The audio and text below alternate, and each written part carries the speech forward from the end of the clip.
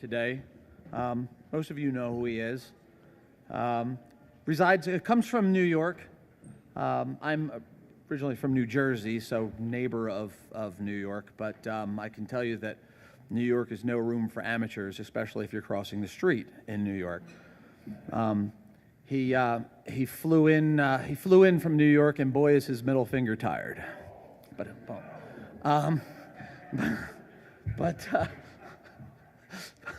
I couldn't help it. I had to tell that one.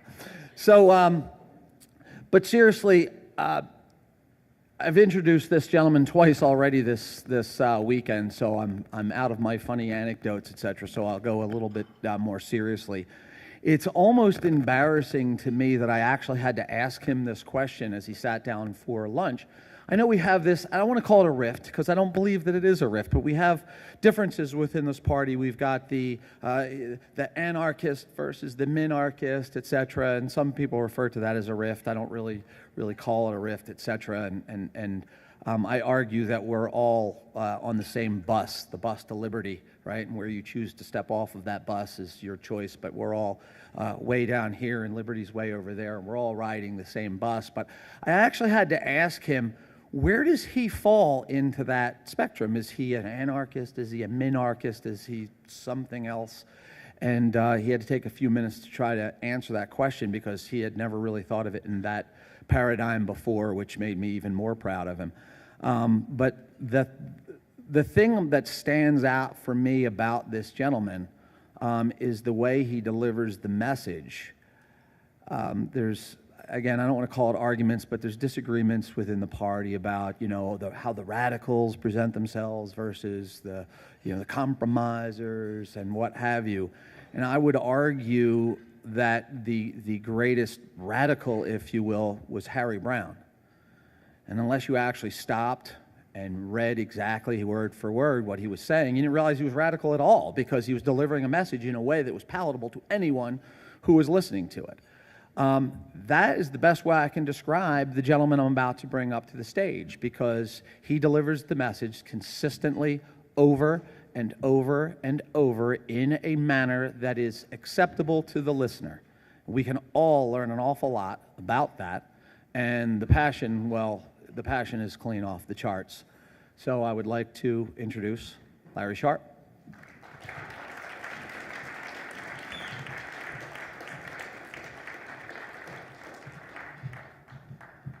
Hi, everybody. Does anybody happen to know who is the longest current serving head of state in the world today? Longest current serving head of state today. Anybody happen to know? Elizabeth. People think Elizabeth all the time. It's not. The Mugabe's gone. He's gone. I said current. Kim Il-sung. Anybody know who Kim Il-sung is? The grandfather of the current leader of North Korea. He was president of his country in 1948, and he was not elected dictator for life, which is what most people are. He was named president for eternity. So he's the God King. He is actually still serving as head of state of North Korea to this day. He is the longest serving current. Not living. Living is Elizabeth. That's correct, but he's still longest serving. Yes. Now, why do I say that? Because that is a culture of statism. That is, and we joke about that a lot. We talk about the idea of, well, these people love the state, they love government, and things of that sort. We have that here in America, too. We have a lot of people in America who've made a very big problem, and that is they confuse what is legal with what is righteous. That the law by itself, by default, because it is legal, it is therefore righteous. Example I was having a discussion with an intellectual property attorney, IP attorney, and she's talking about how the law works. And one of the things she mentions, and I may be off on this, if any of you know this, you can correct me, but it was something like this. Well, copyright or whatever this right is 99 years after the death of the author. And I said, wow, that's a bad idea. She said, no, that's the law. I said, I know it's the law. It's a bad idea and a bad law. That's terrible. She said, no, but Larry, it's the law. I said, I'm not arguing with you. I get it's the law, and it's bad, and it's wrong. And she then said, but Larry, you don't get this. See, okay. We had to change our laws so we could now match international law. Super righteous. Right? We had to now make international law. I said, I believe you, and that's a really bad international law. She was mad at me. She was angry at me. It was as if I had told her, your religion is wrong. There was no difference, because in her eyes, law equals righteousness. And this is not uncommon. I was once at an event when I'm teaching. I do a lot of teaching. For those of you who know who I do, what I do. I teach leadership, I teach sales in my day job, right? I do it often. So I'm teaching a group of people. These are educated people. They're engineers, educated and credentialed people. I never talk politics in my classes unless people ask during breaks. And one time someone's talking about, in this case, they were talking about this rule in New York City called landmarking. You may know what that is. In New York City, if you want to, you have property, you can landmark your property, which means my property now is considered a special landmark, and now people can't do anything to my property, I can't do anything to my property unless the community agrees. I'm not against landmarking. If you want to landmark your property, good for you. I don't have a problem with that. The issue is your property can be landmarked without you wanting it. I'm not happy about that. So I went to one of the guys who does this. It's part of his business, right? He works for the city. And I said, I'm curious in this landmarking thing. How is that okay? And his words to me were, Larry, you don't get it. It's the same law we use for condemning buildings. And I said, you know what? I get that. Condemning a building. If a building falls down in New York City, thousands of people could die. I get that. Clear victim. I'm in. Love that idea. I don't want victims. I'm good with that law. No worries. But where's the victim if my building's landmarked or not landmarked? Where's that victim? His words were, Larry, don't you get it? It's the same law we use for condemning buildings. I said, yeah, I get that. I'm with you. I understand. I'm saying, where's the victim in landmarking? Larry, it's the same law we use for condemning. What's wrong with you? I was the crazy one, because in his eyes, because there is a law they can use, the action by default is righteous. This is an issue that we have in our country to this day. It is hard for us to make that happen. Because of that, to deal with our issue because of that. Because the next thing that comes from that is, if there is a problem or issue or concern, because government is righteous, government is the answer. So lots of people believe government is the answer, the only answer, and the righteous answer. And I'll give you a couple of options again in New York where this was a problem. Some of you may remember this idea. Everybody remember the 16-ounce soda thing in New York City? Yes, remember that, right? And for those who don't know, there was a bill that would ban the selling of sodas over 16 ounces in New York City. Health issue. Now, here's the reality of it. The science behind this is 100% correct. People say, Larry, if you ban those 16-ounce sodas, people will just buy another soda. They don't. They don't. It's a fact. People don't do it. If you give them smaller cups of soda, people will drink less soda. That is demonstrable. It is an absolute fact. It works. The science is true. But does that mean it has to be a law? If you believe law is righteous and law is the only way, yes. And that's why it was a bill. Now, here's the problem. Luckily, it was defeated. However, here's the problem with even making the bill. If instead, our mayor at the time was Mayor Bloomberg, would have instead said, hey, here is some science I like. Look, guys, I'm the mayor, and I have the bully pulpit, and I can do this because people will listen to me because I'm the mayor. Here's some science. I hope you enjoy it. And that's all he had done. You know what would have happened? There's 8.5 million New Yorkers, right, in New York City. 8.5 million people in New York City. Some restaurants would have said, oh my God, you know what? We are going to decide that you can't have 16-ounce sodas in our restaurant because we care about your health. And some people in New York City would have said, oh, I love that restaurant, and would have gone there. And others wouldn't. And if it would become popular, more people would have done it. And if not, they wouldn't. And if you care about that, you would go, and if you don't, you won't. It is a marketing tool that is now gone. It is a differentiator in a market that is now gone. But more importantly now, the 16-ounce soda issue, which is scientifically correct, is now a joke, and no one does it. Instead of letting the consumers decide, putting the information out there, somebody would have done it, and people would have chosen to go to restaurants like that, and some people would have less soda, and some people would be healthier. Outstanding. Now no one is. This actually hurt. I'll go one more example. Homelessness in New York City. In most of the big cities, we have homeless issues. Happens all the time. There was a group of people who are going out on their own, creating mobile showers, where you go, a homeless person could take a shower and change their clothes. Tough for you to get a job when you can't shower or have clean clothes. Difficult to do well in an interview if you can't take a shower and have clean clothes. So they would go around, but they were breaking parking violations and problems and things of that sort doing that. So the city shut them down. Shut them down. So guess what the homeless people have now? Nothing. Nothing. So if you know the homeless problem, there are many people who are homeless, once they go past somewhere between a year or 3 years, they no longer want any help. That's a problem with many homeless people. At one point, they become so accustomed to being homeless, they don't want help.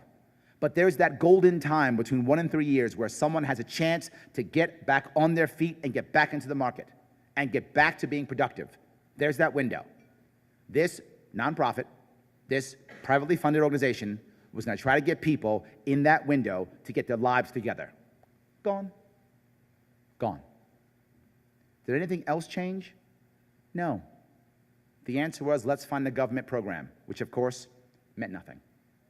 Now, of course, the response I get always is, Larry, how in the world can you possibly want to let the private world do this? How can you libertarians do anything right? It's impossible. There's no examples of you even having a society that even works. Some of you remember I spoke this last night. There is. It's called the Amish. The Amish are a voluntary society. They decide to have people join them or not. People volunteer to be part of that group, or they don't. They've been around for hundreds of years. It can't exist. Am I saying we should all be Amish? Of course not. Am I saying we should volunteer to do what we want? Yes, of course.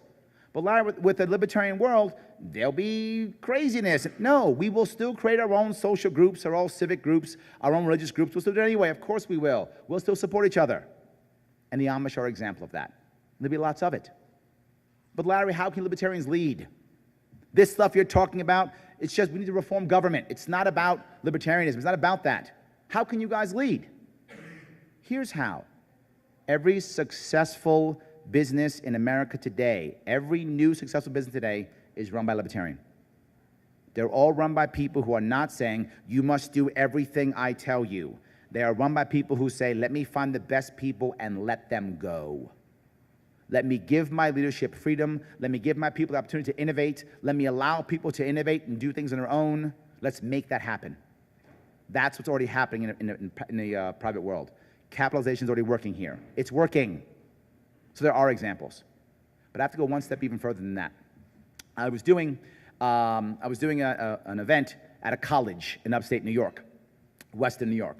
And I asked the kids who were there, 18, 19-year-old kids, and a bunch of their parents. And I said, how many of you, raise your hand, share your homework?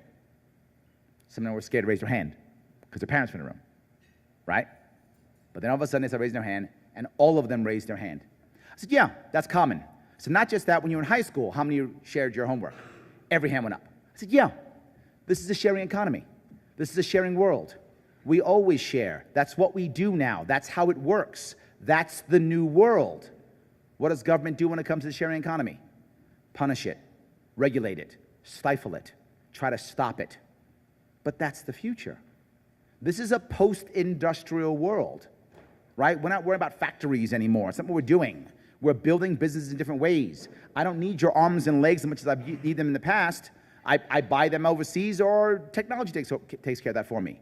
I need your innovation, your initiative, your brain power. I need those things from you more than anything else. That's what I need. That is the new leadership that's already happening in schools, begrudgingly, and happening in the best businesses, often begrudgingly. But it's happening. Why isn't government following? We should. This is why I would tell you consistently, always, you keep hearing me say this. We are the vanguard. We are the tip of the spear of what new government will be. We are what it's about. New government has to be about no longer some guy or gal in some city knows what's right for everyone else outside of that city. That is not the way it should work. It's not the way it works in schools anymore. It's not the way it works in business anymore, and it should not be the way government works. But boy, is that going to be hard to change. But that's what we're talking about. The people who live in that city know what's right for that city. The people who know, who run that state or who run that country, their goal should be one thing: to allow localized control to innovate, to allow localized control to do great things, and to encourage sharing, so that one local community figures out how things work, to the other one copy them and to share. And number one thing government should be doing when that happens is protecting the rights of the individual. This is the number one thing government must do, because as we make this shift into this world, people are going to start saying what you hear all the time: elections have consequences. You've heard that before, right? What that means is now our guys get to impose our will upon you. That's what that actually means. And when you win next time, you get to impose your will upon us. That's old style. That's pre-industrial. That's not today's leadership. That's not today's education. That shouldn't be today's government. We have to make that change. Now the question becomes, how do we? All right. It's hard. It's hard when someone believes that government is by default righteous. That's not easy to break. How do you do it? I'll give you a couple examples. The first thing we have to do no matter what is just get someone to believe that their way of life isn't perfect, that government isn't perfect. And yes, they believe that. Many of you know I was in the Marine Corps for many years. Part of my time in the Marine Corps, I was in intelligence. And one of the stories they talked about was a Korean War officer. This guy was captured in the Korean War. He's an American officer, a West Pointer, and he did an interview with him about 30 years later. It was in the 90s when he did an interview with him. And he said when he was captured, he had a Chinese interrogator come to him and start telling him how communism was awesome, it was the future, it was great. And the West Pointer said to him, he said, "Are you kidding me? When this war is over, I head back to my awesome East Coast house with my pretty wife and awesome family and big house. What are you talking about?" And the interpreter told him, "Of course not. There's no way I'm going to get you to think that communism is perfect. I don't have to. All I have to do is get you to believe that your way of life isn't perfect, and you will leave Korea." And that stuck with him 35 years later. What we have to do is not convince the people out there that we're correct yet, but to get them to understand that government is not perfect. Government is not always the answer. There are other answers. That's the first step. The best leaders know something. You don't have to be right now. You can be right later. And if you're right later, it's even stronger. When we have those conversations, and you will hear me talk about these conversations all the time, if you have these conversations often, it'll be a week later that someone goes, "Hey, remember that thing you talked about? What about that?" When that happens, you're winning. You've cracked that perfection. I'll give you a more recent example. How do we deal with Islamic terrorists who we've caught before they've blown themselves up? Believe it or not, we've turned a lot of them.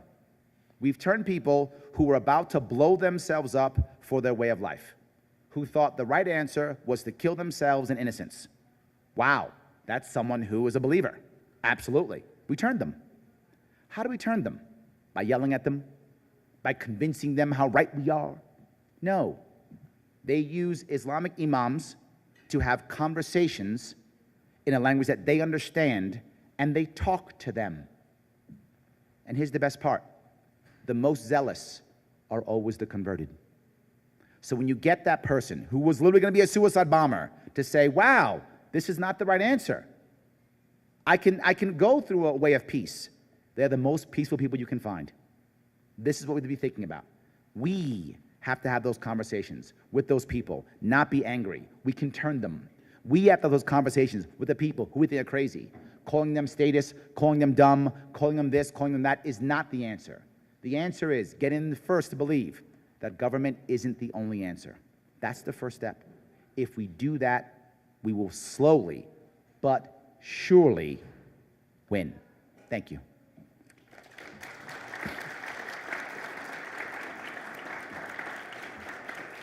I'm happy to take any question or comment from anyone in the audience. If you want to have a question or comment, I'm happy to take that now. This is exactly what Joe was talking about. I'm not one who says taxation is theft is bad or good. Taxation is theft works for some audiences and others it doesn't. I don't use it because in my audience it doesn't work. But certain audiences it will work. I want everyone to use the form of communication that works for their audience. Taxation is theft can motivate a lot of libertarians to do stuff. And if you want to motivate libertarians to do stuff, yelling taxation is theft will work every single time. If I want the average person to come my way, taxation is theft does not work.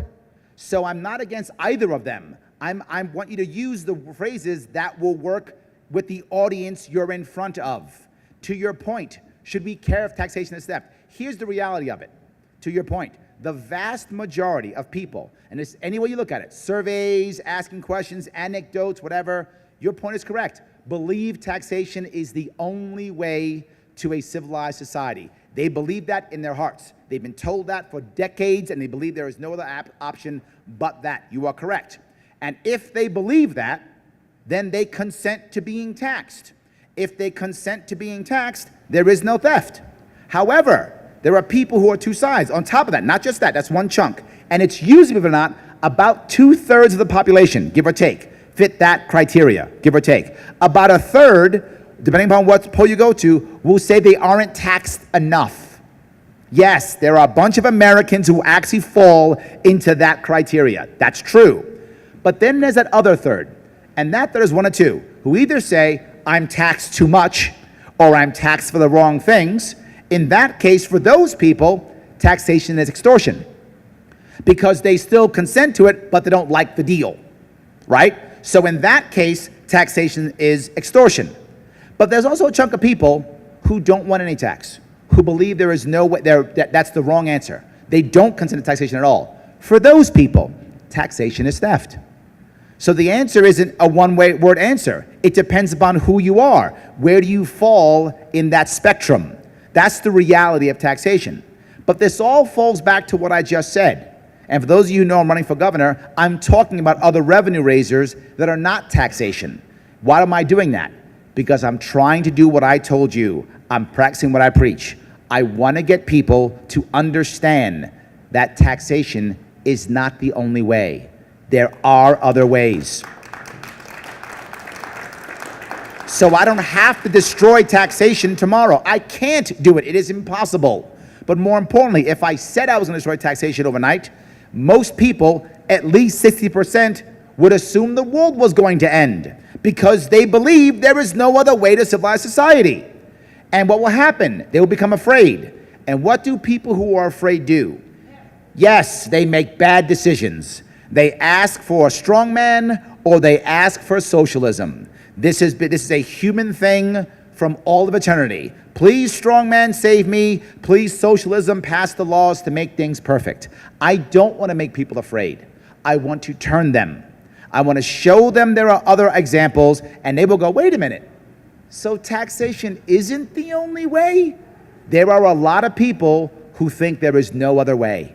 And I'll give you another good example. Thank you for that question, by the way. I'll give you another example. I was in the room with a bunch of people.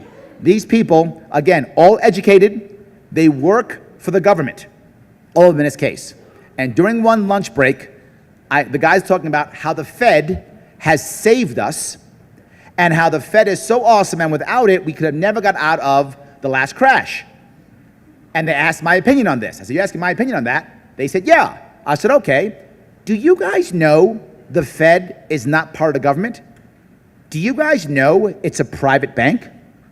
All 25. No, stop, no. I said, do you know that the Fed is our central bank? And one guy literally said this to me. He said, Larry, we don't need a central bank. We have the Fed. I'm not joking. His exact words. His exact words. We don't need the Fed. We don't need a central bank. We have the Fed. I said, no, Google it. All start Googling. All of a sudden you hear, oh no, whoa, wow, oh my God, he's right. Not one of them knew that the Fed was a private bank and not part of the government.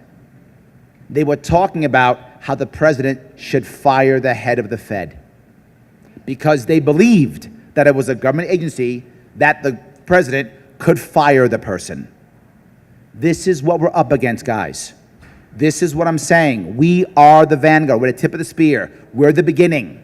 We have to have those conversations. How am I going to get someone to believe we should end the Fed when they don't know what the Fed is? How is that even possible? How can I get someone to believe taxation is theft when they believe there is no other answer except taxation?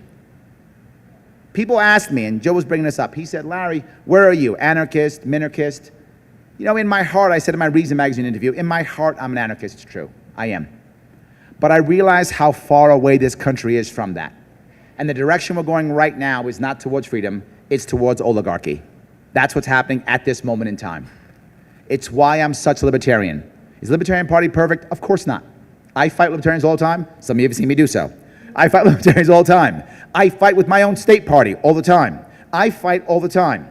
And with that in mind, I'm still libertarian because it is still the absolute best vehicle we have right now to make that turn, to turn us back towards freedom. Right now, with the way the country's going, for me to say I'm an anarchist, I might as well say I'm a leprechaun. No difference. There is no difference. We are so far away from that, I might as well say I'm a leprechaun. There's no difference. I want to turn the nation around, then let's fight on where we're going. I'm okay with that. Let's turn the nation around first. I get how far away we are. I get that if we sit in the people around here, they get how we feel. Outside, it's a different world. Hope that was good. Any other question or comment? Please, go ahead.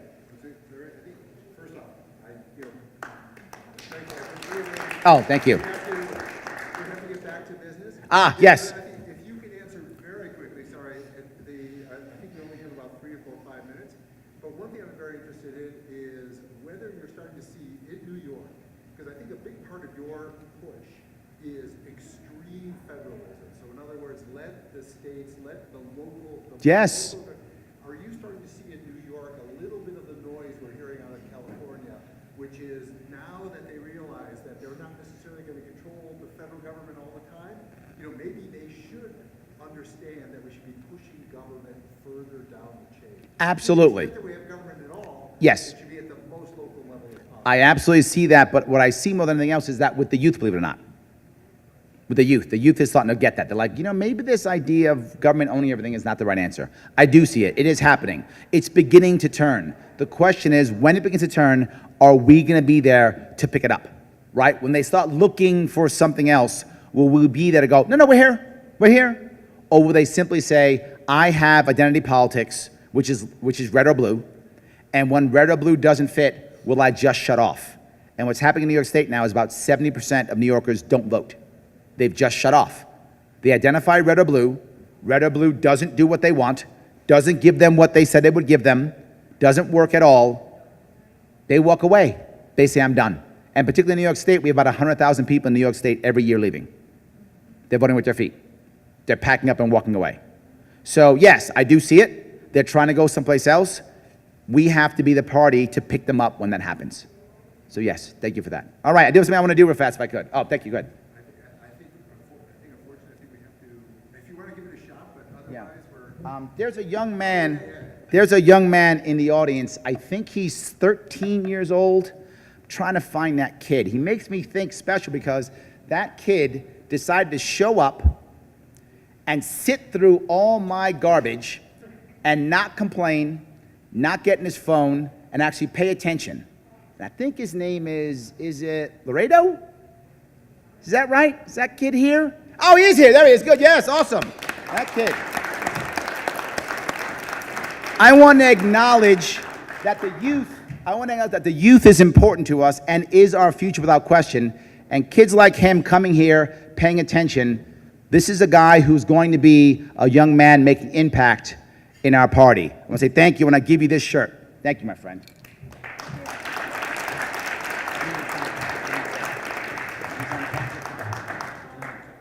Front's good? What do you want me to say?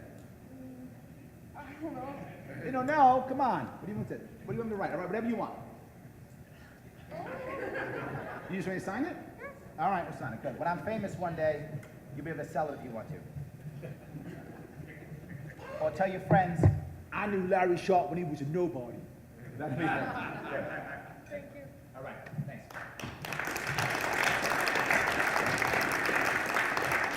Did any of you happen to see the presentation by Mr. Is it pronounced Kranowiter? Kranowiter, I'm gonna happen to see that presentation. We like that, right? He's been so kind enough to give us a goodie bag with his books, Save the Swamp, Introduction to American Citizenship, and because he loves us, cigars and wine. Now, why I like that so much is, remember last night I talked about having conversations? This is the home run. You can smoke a cigar with your buddy, get a little bit drunk with your friends. How much? $100 for this. Would someone like to, he donated this. This is for the Libertarian Party of Colorado. Would someone like to pick this up, have those good conversations, get drunk and smoke a cigar, and keep the books, 2 books, so one could go in your bathroom and one could go in your living room. Not too shabby, right? One at your office. Would someone like to pick this up for $150 to help out our party? 150, getting drunk. Come on. You'll get drunk, think about me. That's kind of good, right? $150. Will someone take that for $150? I have $100 now going once. He's gonna get it, and he shouldn't get it. Someone else should. You really don't want to see me drunk. You don't want to see him drunk? You think he talks a lot now? Wait till he gets drunk. He'll never stop talking, and he'll tell worse jokes. You don't want that. He'll tell worse jokes. Will someone stop his bad jokes and support our party for $150? 150. There we go, $150. Thank you, appreciate that. Excellent. Now, if you still want to tell those bad jokes, you'll need 175. Would you do 175 to keep telling the jokes? Somebody else got it. No. 150 once to stop him. 150 twice. Anybody 175? You can tell bad jokes, be drunk. So 150. Thank you so much, guys. Guys, have a great lunch. Enjoy the rest of the convention. Thank you.